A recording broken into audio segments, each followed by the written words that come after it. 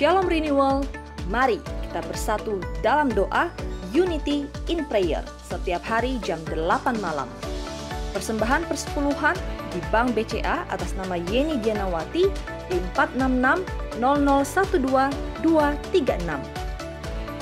Persembahan diakonia di Bank BCA atas nama Suryani 076 2200 226. Office the Pastor bagi yang membutuhkan pelayanan doa atau pelayanan lainnya bisa menghubungi 0878 8377 1100.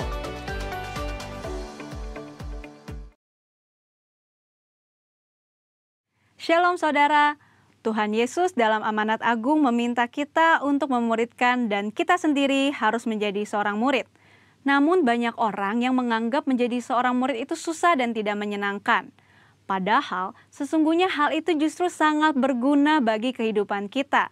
Oleh karena itu, edisi Voice of Pentecost kali ini kita akan membahas jati diri seorang murid. Dalam bahasa aslinya, murid berarti seseorang yang belajar. Dalam Alkitab, memuridkan adalah cara untuk memperluas kerajaan Allah. Inilah yang Tuhan Yesus lakukan selama pelayanannya di bumi ini. Ia mengajar dan melatih murid-muridnya untuk pada akhirnya diutus menjadi saksi. Dalam kitab para rasul, kita menemukan bahwa para rasul melakukan hal yang sama dengan apa yang Tuhan Yesus lakukan. Sehingga jumlah murid semakin bertambah di seluruh dunia sampai sekarang. Tentunya, hal ini tidak berarti semua orang percaya harus menjadi guru atau pengkhotbah. Namun sebagai murid, kita harus menjadi saksi melalui seluruh aspek kehidupan kita. Sebuah penelitian yang dilakukan oleh Russell McCann dan Marcia Webb pada tahun 2012 menunjukkan bahwa orang yang rajin membaca dan merenungkan firman Tuhan cenderung lebih setia kepada Yesus dan kuat dalam menghadapi tantangan. Hal ini sesuai dengan firman Tuhan yang berkata bahwa iman timbul dari pendengaran akan firman Tuhan. Itulah sebabnya kita harus lebih banyak membaca dan merenungkan firman Tuhan, agar pola pikir dan iman kita lebih kuat dalam menghadapi tantangan dan pergumulan hidup kita. Selain itu, kita juga dihadapkan dengan bahaya pengajaran sesat. Pengajaran sesat merupakan pola serangan iblis sejak di Taman Eden hingga akhir zaman. Karena iblis adalah bapa pendusta dan metodenya adalah dengan tipu muslihat. Untuk menghadapi tipu muslihat iblis adalah dengan pedang roh, yaitu firman Tuhan. Namun ada orang-orang Kristen yang tidak terlalu suka dengan pengajaran karena dianggap sebagai sesuatu yang rumit dan membosankan. Akibatnya, ada orang Kristen yang menganggap pengalaman rohani lebih penting daripada pengajaran. Mari kita renungkan ilustrasi ini. Mana yang Anda pilih? Melihat laut dari tepi pantai atau melalui sebuah peta? Berada di tepi pantai dan melihat laut secara langsung tentu memiliki kesan yang menyenangkan dibandingkan saat kita melihatnya melalui sebuah kertas yang terasa membosankan. Pengalaman rohani sama seperti melihat laut secara langsung dari tepi pantai, pasti lebih menyenangkan. Namun dengan menggunakan peta, kita dapat menyeberangi lautan dan peta dibuat berdasarkan pengalaman banyak orang. Pengajaran sama seperti peta, sepertinya membosankan, tetapi pengajaran disusun oleh orang-orang yang sudah mengalami banyak pengalaman rohani. Dan pengajaran memberikan perspektif yang lebih luas dibandingkan pengalaman rohani kita secara pribadi. Jadi, pengalaman rohani dan pengajaran sama pentingnya. Asumsi lainnya adalah menganggap pengajaran sebagai sumber perpecahan gereja. Namun, tidak semua perpecahan adalah sesuatu yang buruk, terutama ketika berhadapan dengan pengajaran yang bertentangan dengan Alkitab. Albert Mohler menggunakan istilah theological triage, yaitu metode untuk menentukan tingkat kekritisan sebuah pengajaran. Tingkat pertama, yang paling kritis, yaitu pengajaran dasar yang mempengaruhi keselamatan seseorang, yaitu pengajaran mengenai Alkitab adalah firman Tuhan, ketritunggalan Allah, ketuhanan Yesus, karya penebusan, keselamatan karena kasih karunia melalui iman hanya kepada Yesus Kristus. Pada tingkatan ini, maka perbedaan pengajaran sekecil apapun tidak dapat ditoleransi, sehingga penolakan dan perpecahan dapat diterima, bahkan mungkin harus terjadi dan tidak dapat dihindari. Tingkat kedua adalah pengajaran yang tidak mempengaruhi keselamatan, namun berpotensi memisahkan gereja. Contohnya, pengajaran mengenai kepastian keselamatan, metode baptisan air, serta baptisan dan karunia Roh Kudus. Mungkin saja kita memiliki doktrin yang berbeda dengan gereja non-Pentakosta, namun kita tidak dapat mengatakan bahwa mereka tidak diselamatkan selama mereka percaya kepada Yesus Kristus sebagai Tuhan dan Juru Selamat. Tingkat ketiga, pengajaran yang berbeda namun tidak esensial untuk memisahkan gereja, seperti pengajaran mengenai urutan peristiwa Second Coming dan akhir zaman. Tanpa mengenali tingkat kekritisan pengajaran ini, maka kemungkinannya perbedaan pengajaran sekecil apapun dapat mengakibatkan perpecahan. Di sisi lain, terjadi kompromi yang berbahaya ketika pengajaran yang bertolak belakang diterima di dalam gereja. Lalu, apa langkah praktis yang harus kita lakukan untuk menjadi seorang murid yang sejati? Mulailah dengan membaca Alkitab setiap hari, mendengarkan khotbah dan pengajaran yang sehat dari gereja, serta mengikuti kelas-kelas pengajaran KOM di gereja kita. Ingat, seorang murid itu belajar. Belajar adalah sebuah usaha yang memerlukan ketekunan. Tuhan menegur bahkan mengutuk orang yang malas, baik yang malas bekerja maupun yang malas belajar. Marilah kita bertekun dalam pengajaran, dan Tuhan berjanji akan mempertajam telinga kita sebagai seorang murid. Maranatha, Tuhan Yesus memberkati.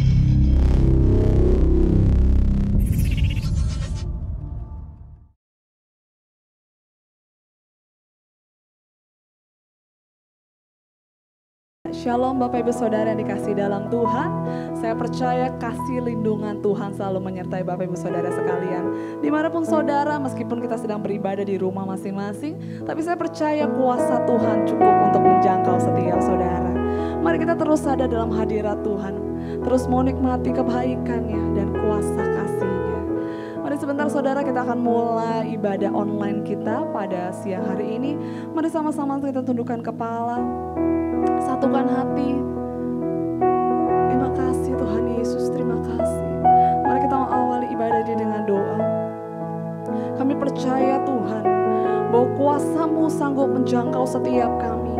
Dimanapun kami berada Tuhan, kami tahu Engkau Allah yang mampu melindungi dan menaungi setiap kami dengan kasih-Mu Tuhan. Biar Tuhan perlindungan kuasa-Mu ada dan nyata dalam setiap kami, untuk keluarga kami, untuk orang-orang yang kami kasihi. Kami tahu hari-hari ini kami butuh Tuhan. Hari-hari ini kami butuh kasih-Mu Tuhan atas setiap kami. Oh, curahkan kuasa-Mu di tengah-tengah kami Tuhan. Curahkan Roh Kudus-Mu lebih lagi di tengah-tengah kami Tuhan. Biar kami semakin menyala-nyala dalam Tuhan dalam hari-hari ini. Kami semakin mengasihi Tuhan hari-hari ini. Terima kasih Tuhan Yesus. Di persembahan pujian kami yang terbaik, kami mau berikan semuanya untuk hormat kemuliaan nama-Mu. Di dalam nama Tuhan kami Yesus Kristus, segala pujian, segala hormat dan kemuliaan buat Allah kami yang hidup. Mari sama-sama katakan haleluya, amin, amin. Terima kasih Tuhan, terima kasih. Mari curahkan kuasa-Mu di tengah kami Tuhan. Mengalirlah Tuhan, mengalirlah di tengah-tengah kami Tuhan.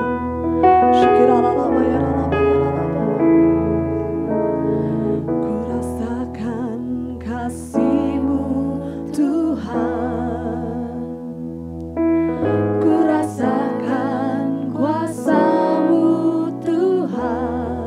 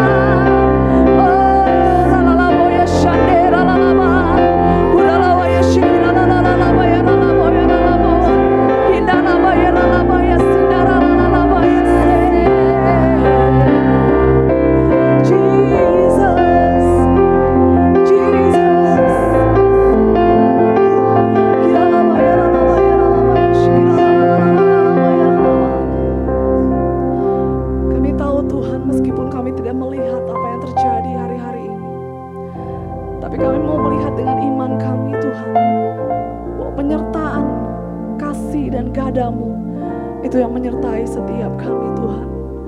Karena itu kami tidak takut, karena kami berjalan bersama dengan Tuhan.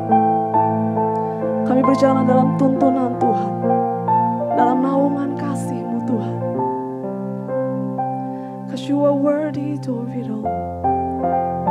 Kau layak dipuji Tuhan. Hari ini kami menaikkan sembah, menaikkan syukur buat Allah kami yang layak terima pujian.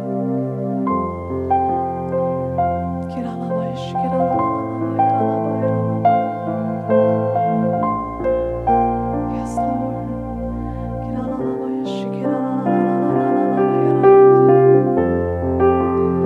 Oh,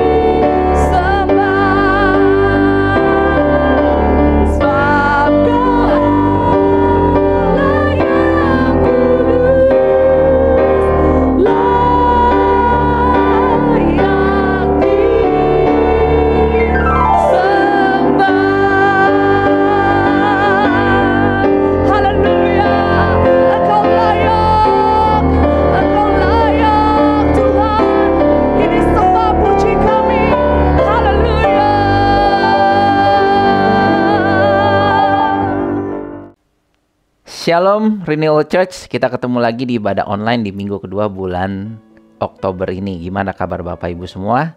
Saya kena percaya semuanya dalam keadaan baik-baik saja, semua dalam keadaan yang luar biasa, tetap dijaga Tuhan, tetap dalam pemeliharaan Tuhan. Saya mengucap syukur buat kesempatan untuk bisa diberikan kepada saya untuk bisa membacakan firman Tuhan ini di ibadah raya renewal kita. Walaupun ini mungkin sudah masuk minggu ke bulan ke-7 apa ke-8, kita dalam masih ibadah online, dan kita patut bersyukur sekali dan sungguh-sungguh bersyukur sekali karena rencana dan penjagaan Tuhan, kasih setia Tuhan kepada diri kita masing-masing dan juga kepada Bapak Ibu semua. Semuanya masih lengkap, semuanya masih luar biasa, semuanya masih sehat-sehat dan semuanya masih dijaga dengan kekuatan Tuhan.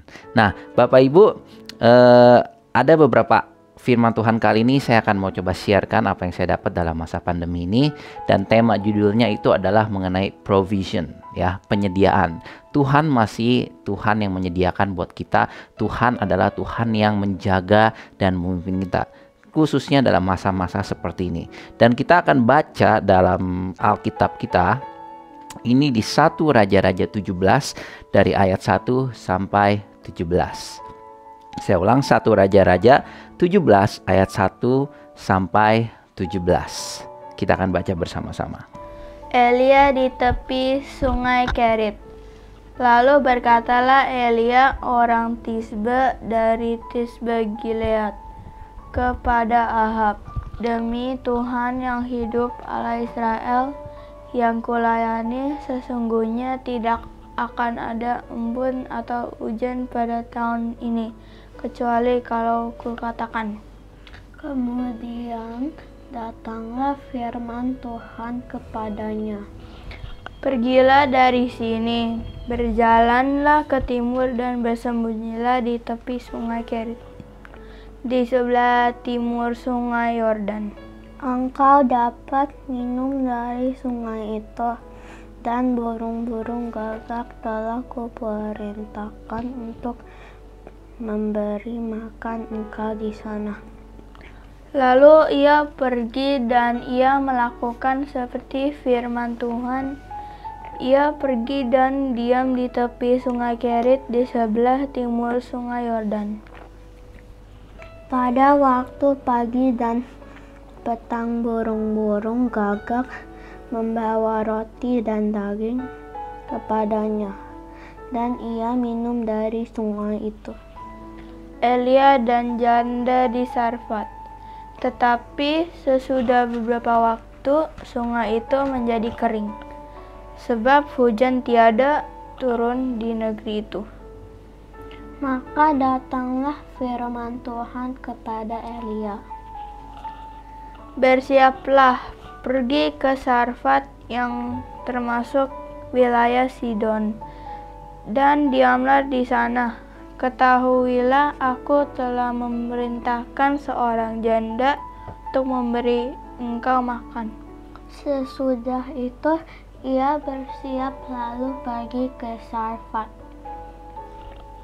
Setelah ia sampai ke pintu gerbang kota itu, tampaklah di sana seorang janda sedang mengumpulkan kayu api. Ia berseru kepada perempuannya itu. Katanya, cobalah ambil bagiku sedikit air dalam kendi, supaya aku minum. Ketika perempuan itu pergi mengambilnya, ia berseru lagi, cobalah ambil juga bagiku sepotong roti. Perempuan itu menjawab, demi Tuhan Allahmu yang hidup sesungguhnya, tidak ada roti padaku sedikit pun, kecuali segenggam tepung dalam tempayan dan sedikit minyak dalam buli-buli. Dan sekarang aku sedang mengumpulkan 2-3 potong kayu api, kemudian aku mau pulang dan mengolahnya bagiku dan bagi anakku, dan setelah kami memakannya, maka kami akan mati." Tetapi Elia berkata kepadanya, "Janganlah takut, pulanglah, buatlah seperti yang kau katakan. Tetapi buatlah lebih dahulu bagiku sepotong roti bundar kecil daripadanya, dan bawalah kepadaku. Kemudian barulah kau buat bagimu dan bagi anakmu. Sebab beginilah firman Tuhan Allah Israel, tumpeng dalam tempayan itu tidak akan habis, dan minyak dalam buli-buli itu pun tidak akan berkurang sampai pada waktu Tuhan memberi hujan ke atas muka bumi." Lalu pergilah perempuan itu dan berbuat seperti yang dikatakan Elia.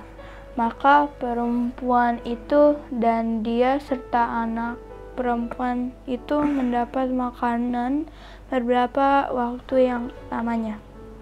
Tepung dalam tempayan itu tidak akan habis, dan minyak dalam buli-buli itu tidak berkurang, seperti firman Tuhan yang diucapkannya dengan perantaraan Elia.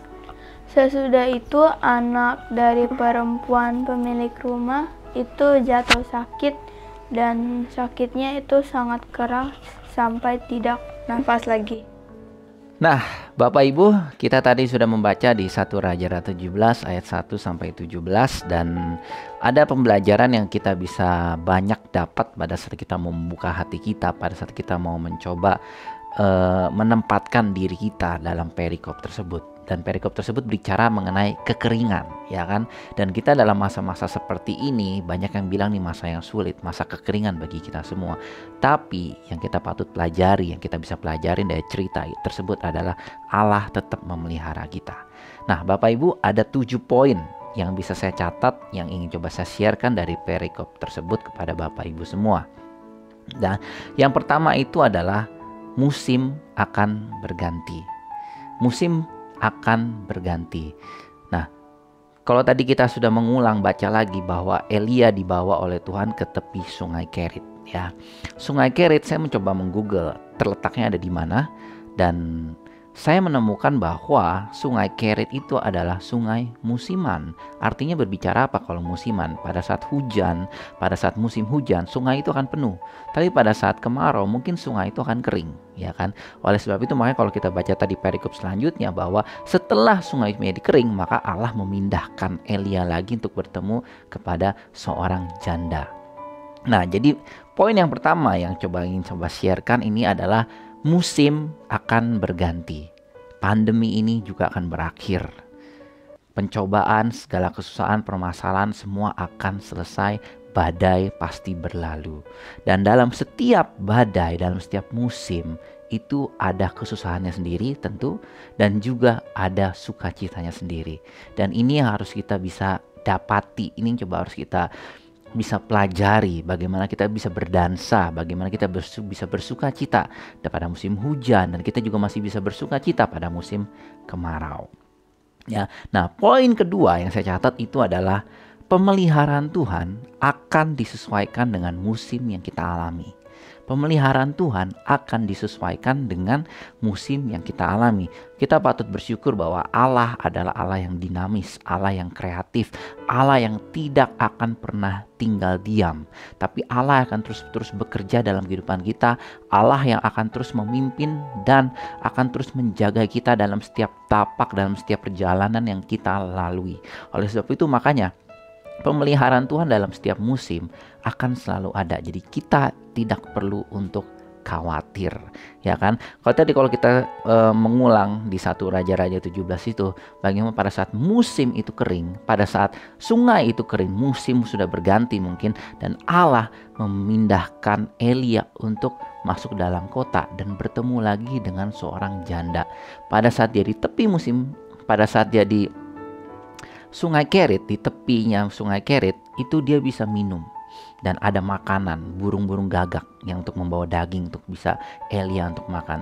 Tapi pada saat sungai itu menjadi kering, ya kan, dia dipindahkan lagi oleh Tuhan masuk ke dalam kota dan bertemu dengan seorang janda, di mana seorang janda itu yang akan juga bersama-sama memelihara Elia dan juga kehidupan dari janda tersebut.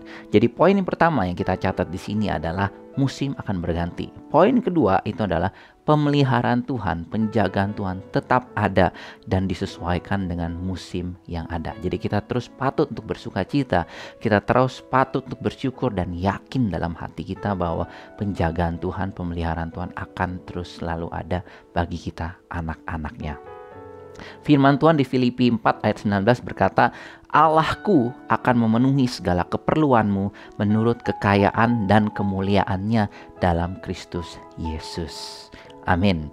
Nah, kita belajar lagi Bapak Ibu, yang saya catat dari poin yang ketiga itu adalah small things matter. Hal-hal kecil itu sangat-sangat berfaedah. Ya, saya mendapat cerita ini dari mana? Saya mendapat poin ketiga ini dari mana? Pada saat saya mendengar suatu khotbah dan khotbah itu orang menceritakan itu membuat saya untuk berpikir, ya kan. Tadi kalau kita baca di 1 Raja 17 itu bahwa Elia dipelihara Tuhan di tepi sungai Kerit, dia bisa minum airnya dari situ. Dan ada banyak burung gagak yang akan datang melayani Elia membawa daging, ya kan. Dan sebelum saya tahu, saya berpikir bahwa burung gagak itu adalah burung yang sangat besar. Jadi dengan paruhnya yang besar dan dia membawa sepotong daging yang besar dan kepada Elia, dan Elia tinggal makan di situ. Ya kan, pikiran saya mungkin wah dagingnya kayak daging steak nih, daging besar gitu kan. Tapi setelah saya Google, ternyata burung gagak itu burung kecil sekali, kakinya kecil, paruhnya kecil. Jadi saya bisa mendapat suatu bayangan bahwa burung tersebut burung kecil dan membawa daging pun sedikit kecil yang sesuai dengan kekuatan dari paruhnya. Ya kan, sesuai dengan kekuatan dari paruhnya, dan setiap pagi, setiap siang, setiap sore burung itu datang membawa daging untuk Elia makan, ya kan? Dan ternyata burungnya kecil dan dagingnya pun kecil. Dan ini mengajar buat saya bahwa hal-hal kecil inilah dalam masa-masa kekeringan, ya, yang harus kita benar-benar patut ucapan syukur. Hal-hal kecil inilah yang harus kita benar-benar perhatikan. Saya tahu dan saya pun merasa juga dalam masa-masa seperti ini bagaimana keadaan ekonomi sulit, bagaimana keadaan pekerjaan juga sulit, banyak perusahaan yang WFA diliburkan, dan banyak dari teman-teman saya juga yang kesulitan dan bahkan juga ada gajinya yang dipotong. Tapi dalam masa-masa seperti ini juga adalah masa suatu kesempatan kita untuk bisa melakukan hal-hal kecil yang berfaedah. Salah satunya mungkin ada bisa untuk jualan online, untuk membuat makanan dan untuk dijualan, ya kan, dan jualan online, dan itu banyak hasilnya. Tapi Bapak Ibu, yang sering kita tidak syukuri itu adalah dalam pada saat kita berjualan, mungkin kita untungnya nggak terlalu besar, betul? Untungnya mungkin cuman kecil, untungnya nggak terlalu besar dan kecil sekali. Tapi dari hal-hal kecil inilah yang menyelamatkan kita. Dari hal-hal inilah juga yang menyelamatkan Elia. Dari hal kecil-kecil inilah yang membantu kita untuk kita bisa terus bertahan, untuk kita bisa terus untuk mendapat suatu penghasilan dalam masa-masa seperti ini. Jadi small things sangat matter sekali. Small things very very matter, ya kan? Nah, kalau Bapak Ibu ingat juga, Yesus pernah pada saat khotbah di bukit, ya kan, bagaimana seorang anak kecil cuma membawakan 5 roti dan 2 ikan. Dan dia serahkan kepada Kristus. Dan pada saat Yesus itu berdoa dan mengucap syukur atas 5 roti dan 2 ikannya, dan 5.000 orang bisa makan. Kita patut bersyukur, kita patut benar-benar bersuka cita atas 5 roti 2 ikan yang Tuhan sudah percayakan kepada kita semua. Kepada bapak-bapak semua yang sudah bekerja, yang masih bekerja dan luar biasanya juga masih diberkati Tuhan, bersyukurlah untuk 5 roti dan 2 ikan itu. Karena itu akan dipakai Tuhan untuk memberkati keluarga kita, dan tidak cuma keluarga kita saja, tapi juga mungkin orang-orang di sekeliling kita. Amin. Jadi poin yang ketiga itu adalah small things matter. Jangan pernah menyepelekan hal-hal kecil. Firman Tuhan berkata di Lukas 6:16 ayat 10 berkata, barang siapa setia dalam perkara-perkara kecil, Ia juga setia dalam perkara-perkara besar. Jadi jangan pernah menganggap enteng hal-hal kecil. Ya, poin keempat yang saya catat dalam cerita Elia bersama dengan janda tersebut adalah keep on cultivating our community.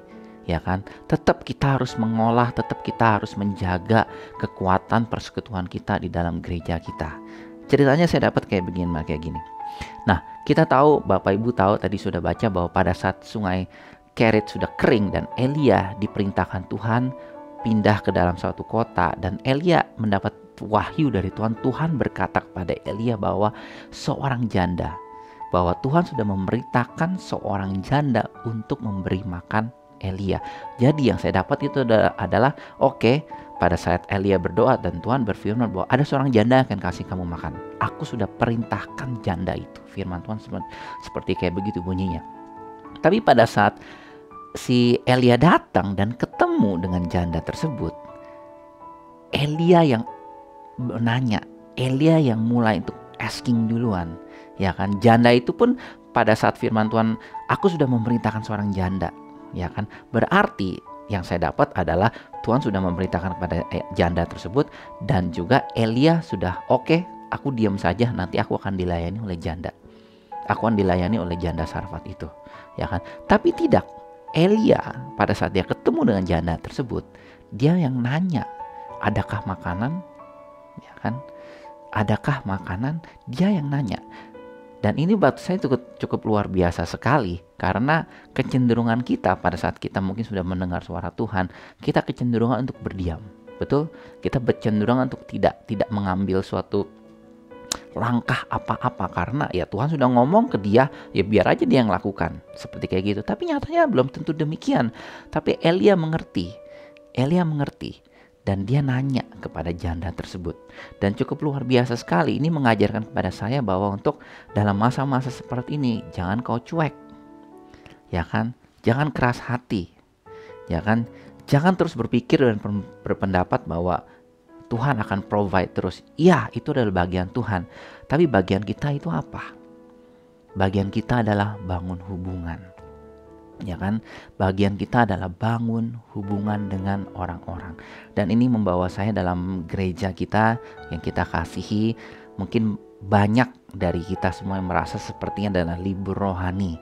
Ya kan, tidak ada kegiatan ibadah, tidak ada pertemuan-pertemuan ibadah, tidak ada doa, tidak ada praise and worship di gereja. Dan ini membuat banyak dari kita yang mungkin agak serasa oke, santai, tidak perlu untuk berdoa, tidak perlu untuk memuji dan menyembah Tuhan, bahkan pun tidak perlu juga untuk tanya kabar kepada pemimpinnya bagaimana, kepada orang-orang di gereja. Ya kan, saya kemarin baru dapat WA dari seorang sahabat kita. Ya, sahabat kita tiba-tiba dia WA kepada saya, Koko gimana kabarnya? Dan itu benar-benar shock hati saya, dan I was very excited sekali, dan saya sangat bersukacita sekali. Itu mengajarkan kepada saya, dan dia juga pun mengerti bahwa dalam masa-masa seperti ini, walaupun kita libur mungkin secara rohani, libur, ya kan, tetapi masih ada satu persekutuan yang harus kita bangun, kekuatan yang harus kita bangun. Amin. Kekuatan bersama-sama di dalam gereja yang tetap kita harus jaga, yang tetap kita harus olah, dan tetap harus kita harus mengolahnya bersama-sama. Ya kan, gereja ini bukan milik Pak Hadi, bukan milik saya, bukan milik para pengerja, tapi milik semua dan milik Tuhan. Dan kalau Tuhan sudah mempercayakan kepada kita, yuk mari kita mulai untuk membangun hubungan, mulai untuk coba boleh saya tanyakan kondisi, atau mungkin sekedar WA atau video call, nanya kabar kepada gembala kita atau juga kepada pemimpin komsel. Dan saya percaya itu akan membantu sekali. Itu akan membuat orang itu akan sangat bersukacita sekali. Amin. Nah, tadi poin pertama itu adalah musim akan berganti. Yang kedua itu adalah pemeliharaan Tuhan akan disesuaikan dengan musim itu. Yang ketiga itu adalah small things matter. Keempat itu adalah terus kita harus cultivate komunitas kita. Kita harus olah. Kita harus semangat dengan komunitas. Kita harus semangat dengan gereja. Kita harus semangat dalam persekutuan dengan orang-orang percaya. Kita harus tanya kabar semuanya. Dan yang kelima saya catat ini adalah suara siapa yang kamu dengar? Suara siapa yang kamu dengar? Ya kan, dari cerita tersebut adalah yang saya dapatin pada saat janda itu juga bingung pada saat dia sedang mengolah, dan pada saat Elia minta makan, janda itu cuma bilang, aku gak punya apa-apa lagi. Dan Elia langsung bilang bahwa kamu tenang saja, kamu akan tetap bisa makan, cuman buatlah untuk saya dulu, kata Elia. Dalam masa-masa seperti ini sangat tidak masuk akal ya Bapak Ibu. Kita sendiri dalam masa kekurangan, kita sendiri dalam masa kekeringan, tapi pada saat ada orang minta tolong, atau mungkin pada saat ada sesuatu hal yang urgent dan kita harus memberikan, kita mungkin hati kita akan bergejolak yang sangat-sangat iya tidak, ya kan. Tapi janda itu mau taat. Oleh sebab itu saya catat di sini adalah dalam masa-masa seperti kayak gini kita harus mengerti, kita harus belajar mendengar suara Tuhan. Kita harus mengerti mana suara terbaik yang kita bisa untuk ikutin, dan saya percaya hasilnya pun akan luar biasa sekali dalam kehidupan Bapak Ibu semua. Amin. Dan yang terakhir yang saya catat di sini adalah dalam masa-masa seperti ini kita harus benar-benar berhati-hati dengan ucapan kita. Ya kan, tadi kalau Bapak Ibu baca dalam perikopnya tersebut adalah pada saat janda itu sedang mengolah, mau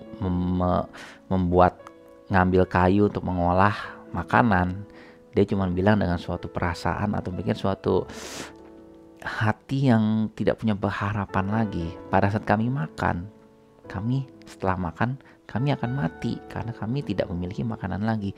Dan ini adalah suatu kondisi yang sangat parah sekali. Tapi kondisi yang sangat parah itu tidak seharusnya membuat kita menjadi pesimis. Dan kita harus berhati-hati dengan ucapan kita. Ya kan? Dan pada saat disebut, kalau baca lagi di ayat 17-nya, benar, anaknya itu meninggal.